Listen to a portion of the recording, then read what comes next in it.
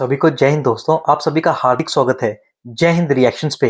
आशा करता हूँ कि आप सभी लोग बहुत अच्छे होंगे। तो आज की लेटेस्ट और मजेदार वीडियो में आप देखेंगे पाकिस्तानी एनालिस्ट कमर चीमा अपने ही सवालों में फंस गया और कैसे आरजू काजमी ने किया चीमा को एक्सपोज। तो ये वीडियो काफी मजेदार होगी, आपको बहुत कुछ जानने को मिलेगा। तो इसे अंत तक देखें और चैनल पे नहीं है तो चैनल को सब्सक्राइब कर दें ताकि हम आपके से लेटेस्ट इंपॉर्टेंट और इंटरेस्टिंग वीडियोस लाते रहें। तो चलिए पहले इस वीडियो को देखते हैं और अंत में इसके बारे में बात करेंगे। जय हिंद, जय भारत। न्यूयॉर्क टाइम्स में आर्टिकल पढ़ रहा था कुनल कर्मा के ऊपर।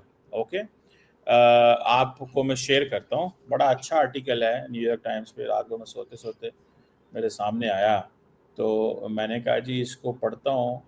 और उसमें बस यही था, वो कह रहा था कि पहले मैं शो कर सकता था और अब मैं शो नहीं कर सकता, मेरे लिए घेरा तंग कर दिया गया है, मुझे अलाउ नहीं है। और मैं अगर कहीं पे जाके शो करता हूँ तो मुझे वो मोदी साहब के लोग आ जाते हैं, वो मुझे मारते हैं और मुझे वो कहते हैं कि अलाउड नहीं है। आई डोंट नो, होगा मतलब हाँ, नहीं होता है। मैंने मजाक किया था तो उस मजाक के बाद मुझे अलाउ नहीं है। नहीं, ऐसा ही है सर। अभी कुछ दिन पहले मेरा ख्याल है 2 महीने हुए होंगे, ज्यादा से ज्यादा, उससे ज्यादा नहीं। आपको शायद पता होगा कि तकरीबन 27 चैनल पाकिस्तान की गवर्नमेंट ने ही बैन कर दिए थे, उसमें मेरा चैनल भी शामिल है।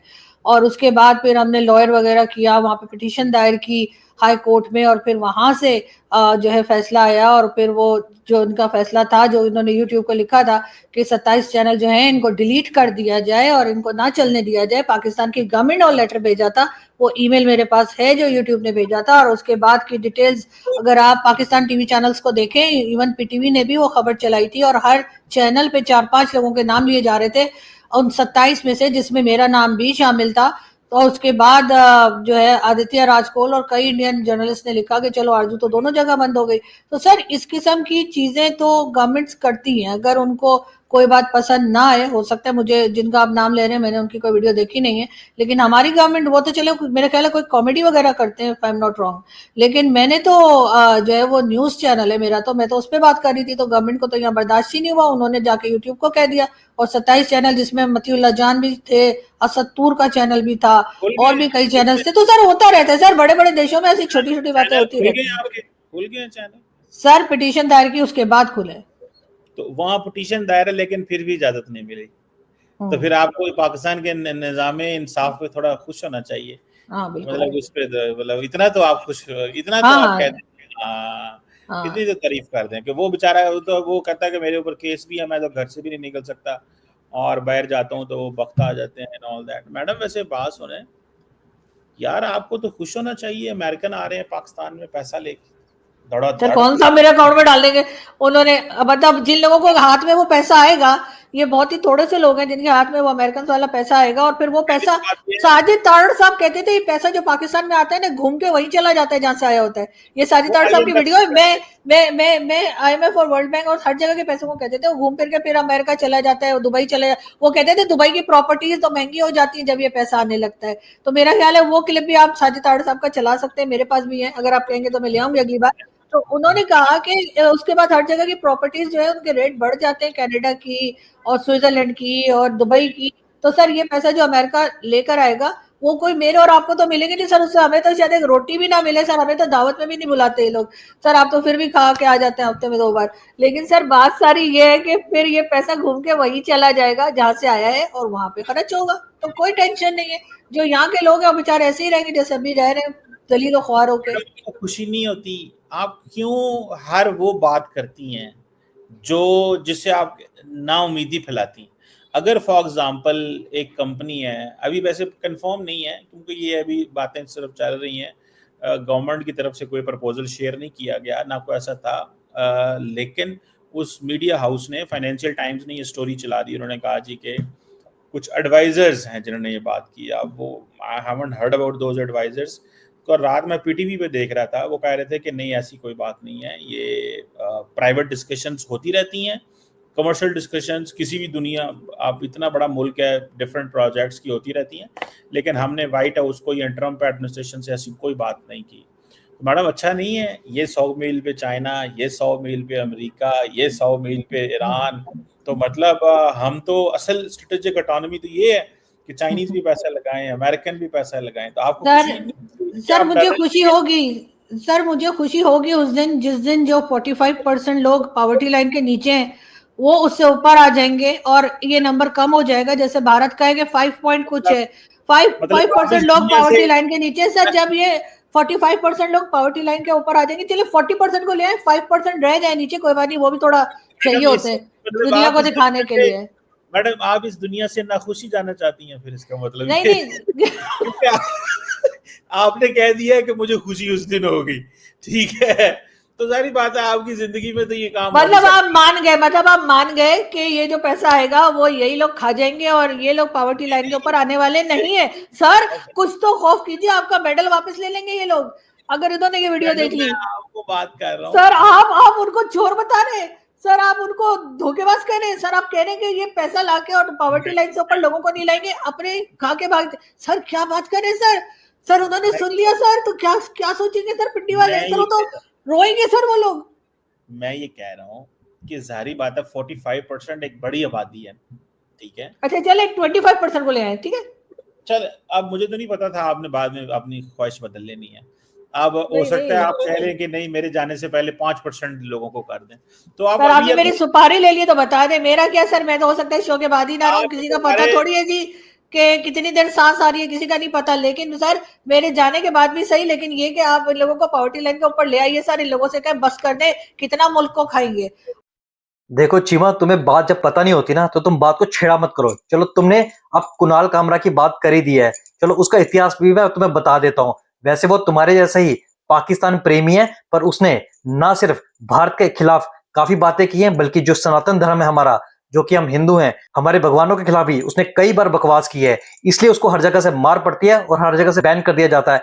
इसी को उल्टा लो, अगर पाकिस्तान में कोई इस्लाम या मोहम्मद साहब के बारे में बोले तो उसका क्या होगा? उसका होगा सर तन से जुदा।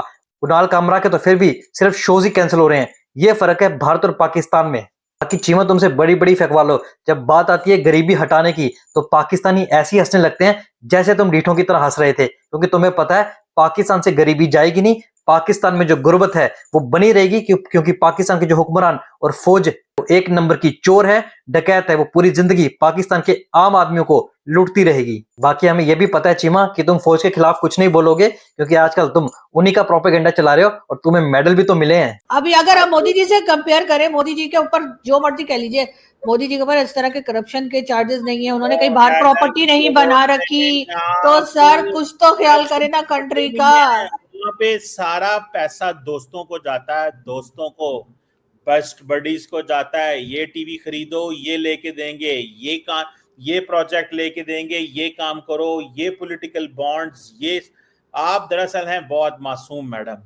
वो क्या करते हैं, वो कहते हैं बेटू ये तुम्हें लेके देते हैं टीवी चैनल, ये लो और इसमें हमारी मर्जी के बंदे रखो सारे, और वो फला हाइफा पोर्ट में तुम्हारी इन्वेस्टमेंट कराते हैं, वो बांग्लादेश में तुम्हें ये लेते हैं, श्रीलंका तो में सर तुम्हें उससे इनको क्या फायदा? इनको सर उनको उनको तो एक घर भी नहीं खरीद रहे, वो तो कहीं प्रॉपर्टी भी नहीं ले रहे। खामोश हो जाए बस, आप इसी बात पे हमारे खामोश हो के हमारे ज्यादा देखे, हमारे प्रेसिडेंट से एक्सपोज हो लेकर जाएंगी हमारे मैडम, पिछले और एक्सपोज हो अगले जाएंगी, पिछले इसी सारे। बात पे खामोश हो जाएं। उनको सिर्फ एक चीज चाहिए और उस चीज का नाम है पावर। उनको और पावर में हमारे यहाँ तो लोगों को पावर चाहिए नहीं, हमारे यहाँ तो वैसे ही पावर में रहते हैं, पब्लिक ख्वार रहती है और ये पावर में रहते हैं, खुद ही गवर्नमेंट लाते हैं, खुद ही ले जाते हैं, और अब जाकर वहां पे सर दुकानदार की तरह सामान बेच रहे हैं, ये खरीद लो ट्रम्प को। ट्रम्प यूं खड़ा हुआ है जैसे हम लोग जुम्मा बाजार जाते हैं ना सब्जी लेने के लिए, यार ये वाली सस्ती वाली ले लेता हूँ।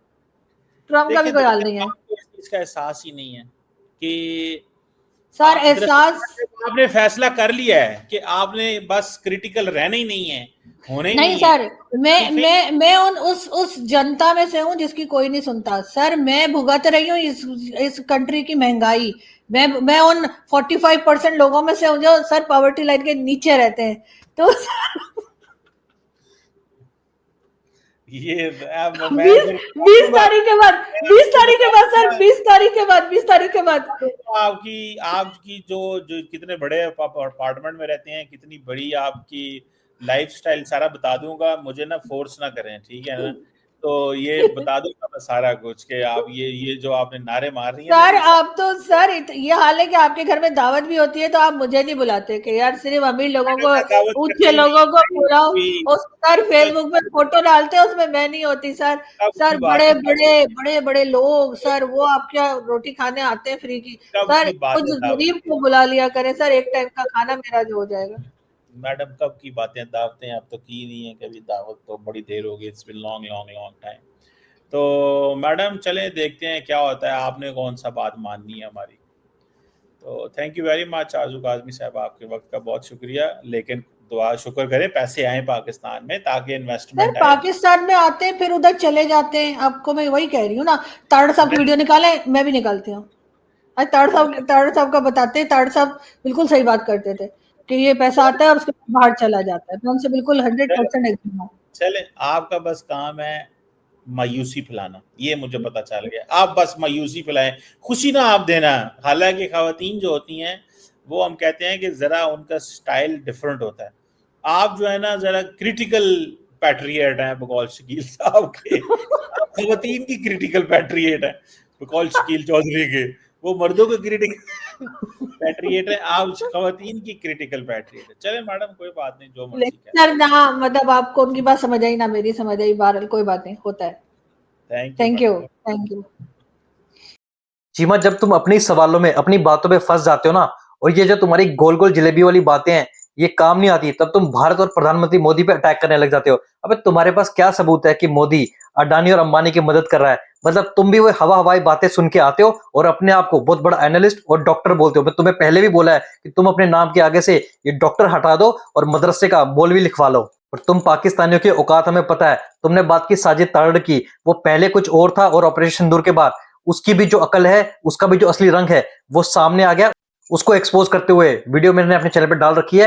दोस्तों अगर आपने वो वीडियो नहीं देखी आप जाके जरूर देखें, आपको साजिद तारड़ का भी असली चेहरा सामने नजर आएगा। तो अगर वीडियो पसंद आई है इसे लाइक और शेयर जरूर कर दें और अपने विचार हमें कमेंट सेक्शन में लिखकर जरूर बताएं। एक बार फिर चैनल पे नहीं है तो चैनल को सब्सक्राइब कर दें।